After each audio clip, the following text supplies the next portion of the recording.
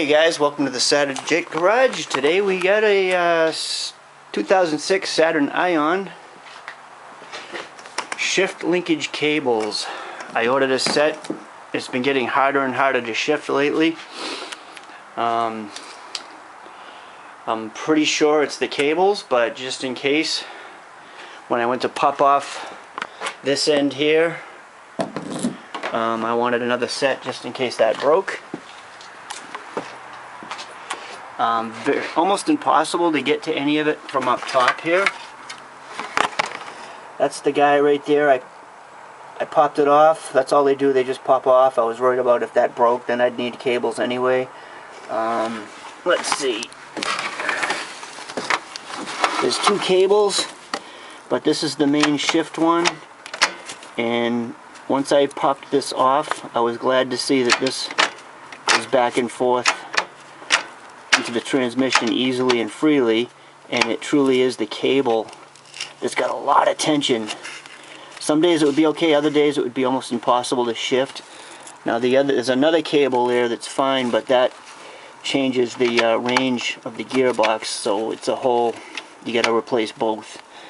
And the next thing I got to figure out is where this cable connects to a bracket off the engine block. I got to get those out.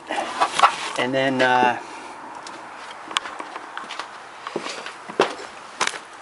even pulled the wheel off for better access. And then she goes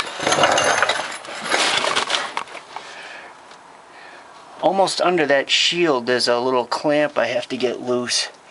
And then after that I got to pull the probably the seats out in the center console. And it looks like when I'm done there might be adjustment in the shifter area.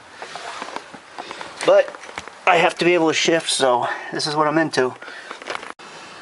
Yeah, I even removed the lower control arm for a little help with access, because I got to replace a bushing anyway. I did the other side about a year ago. Those bushings go on these.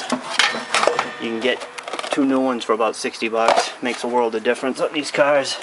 Now let me slide back under there. And I got to remove, I don't know if this is focusing, I got to remove those next.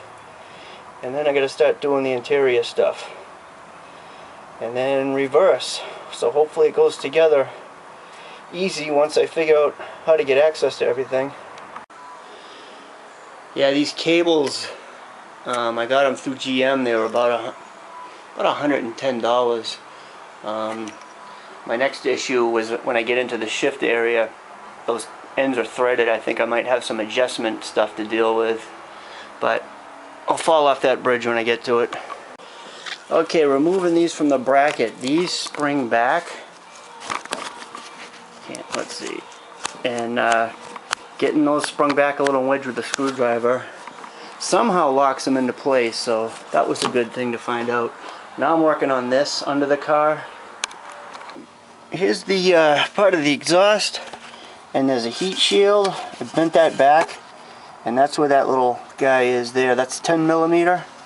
I tried with the extension, but I just can't quite get the angle, so that's going to be a wrench deal. And once I get that loose, it's all interior time. Yeah, this is definitely a job for a contortionist. Not fun. Everything you need to get to in there on top of the transmission there's no easy way, but I think I got everything off in a way that I can put it back on. And yeah, there's just, even if you had this on a lift, there's not an easy way. Sides right up that way is the best access, I guess. Okay, seats out. Be a good time to vacuum. That gave me access to get, there's little side panels to pop off. Those just pop right off. Then there's just a couple of Phillips screws, which removes this whole center console, including that part of it. The hardest part was figuring out how to get this and this off. This seems to go in there a certain way, and it slides down and it catches there, and obviously that's on first, and then that just twists and and that's the first thing you undo. So now I have access to my cables, and they're going to go right through the firewall in there. Yeah, the white cable was fine. That just changes the range.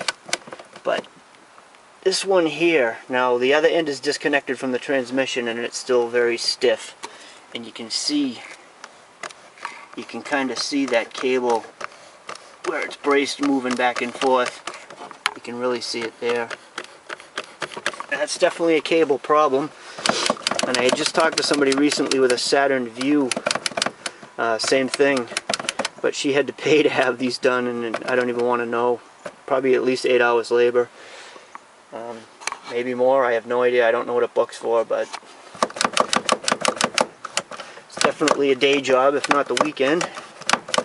And now I'm going to get this end out and figure out what the adjustment part is. Just going to figure it out as I go. Okay. Here's where I'm not sure how this is going to be put back together, because once you pop this, that's it.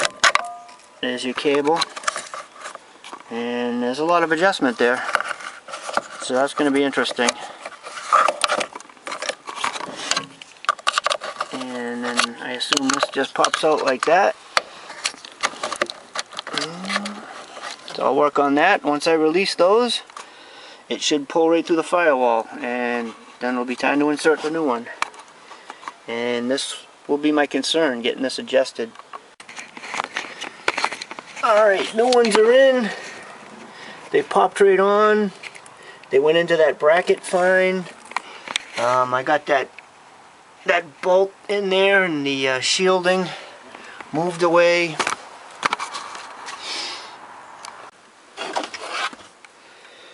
They were a bit of a bear to wrestle through and get that seal. Oh, where is it? Get that made. I made sure that was still watertight. The new one where it comes through. Bit of a wrestling match. Got those in. And with that threaded part, I could kind of see where the old ones were, and that's where I reset these. And so far, that seems to be about right, just by the feel of it. First, second, third, fourth, overdrive, reverse. Everything feels like it's going in. I don't think I'll be doing any adjusting, but I may put the seat in and take it for a test drive when I get the bushing installed in the lower control arm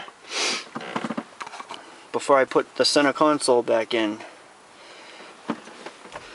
But that's it, done. Okay, go ahead.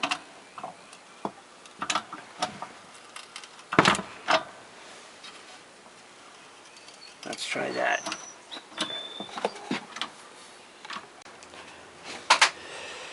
New bushing. Where's the old one? Where'd the old one go? I lost it already. Oh well. Oh, it's right here. Threw it away somewhere. The replacement ones are much, much better. This would be it. The GM ones are a complete piece of junk.